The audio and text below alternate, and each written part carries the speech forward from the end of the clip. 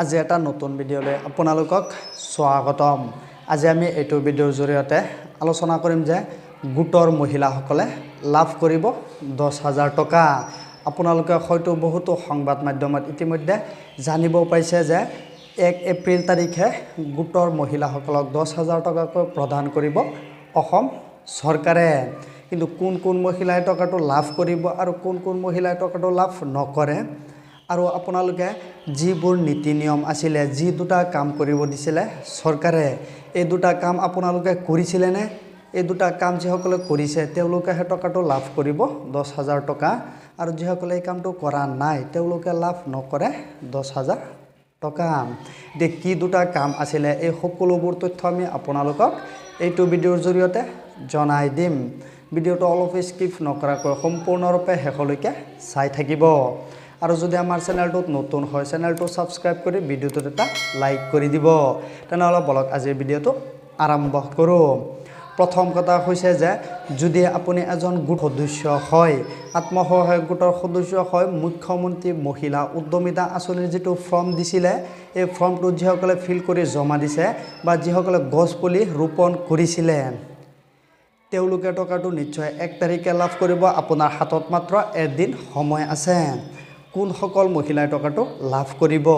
ইতিমধ্যে ফাইনাল লিষ্টটো ওলাই গৈছে। যদি আপোনালোকে এতিয়ালৈকে ফাইনাল লিষ্টটো চোৱা নাই তেনেহ'লে আপোনালোকে সোনকালে ফাইনাল লিষ্টটো এবাৰ চাই লওক। ফাইনাল লিষ্টত যদি আপোনাৰ নামটো আছে তেনেহ'লে আপোনালোকে 1 তাৰিখে 10,000 টকাটো লাভ কৰিব। আপোনাৰ হাতত মাত্ৰ এদিন সময় আছে।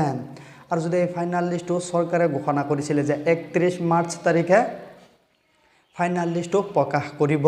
ইতিমধ্যে ফাইনাল লিষ্টটো প্ৰকাশ হৈ গৈছে। যদি আপোনালোকে এতিয়ালৈকে চোৱা নাই সোনকালে ফাইনাল লিষ্টটো এবাৰ চাই লওক। ফাইনাল লিষ্টত নাম আছে নে নাই, ফাইনাল লিষ্টটো কেনেকৈ চাব পাৰিব?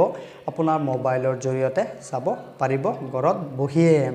দ্বিতীয়টো কথা হৈছে যে যদি আপোনালোকে আধাৰ কাৰ্ডৰ সৈতে বেংক একাউণ্ট লিংক কৰা নাই এতিয়ালৈকে তেনেহ'লে হয়তো আপোনাৰ একাউণ্টত 1 তাৰিখে টকাটো নোসোমাব পাৰে। হয় টকাটো সোমাব কিন্তু আপোনালোকে টকাটো উঠাব নোৱাৰিব বা সোমাব নোৱাৰিব, নোসোমায়। কিয়নো চৰকাৰে ঘোষণা কৰিছিলে যে চৰকাৰী যিবোৰ আঁচনি আছে সকলোবোৰ আঁচনিৰ টকা লাভ কৰিবৰ কাৰণে বেংক একাউণ্টটো আধাৰ কাৰ্ডৰ সৈতে লিংক থাকিব লাগিব। দ্বিতীয়টো আছিলে eKYC।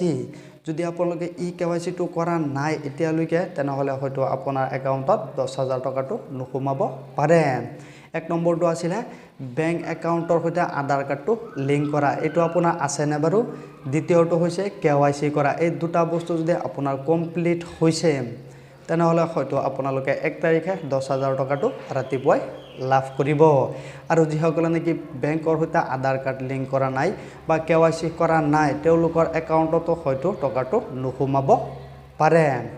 দ্বিতীয়টো কথা হৈছে যে ফাইনাল লিষ্টটো যে ওলাইছে এই ফাইনাল লিষ্টটো আপোনালোকে কেনেকৈ চাব পাৰিব? মোবাইলৰ জৰিয়তে চাব পাৰিব। যদি ফাইনাল লিষ্টটো আপোনালোকে চাব বিচাৰে এটা কমেণ্ট কৰি জনাই দিব।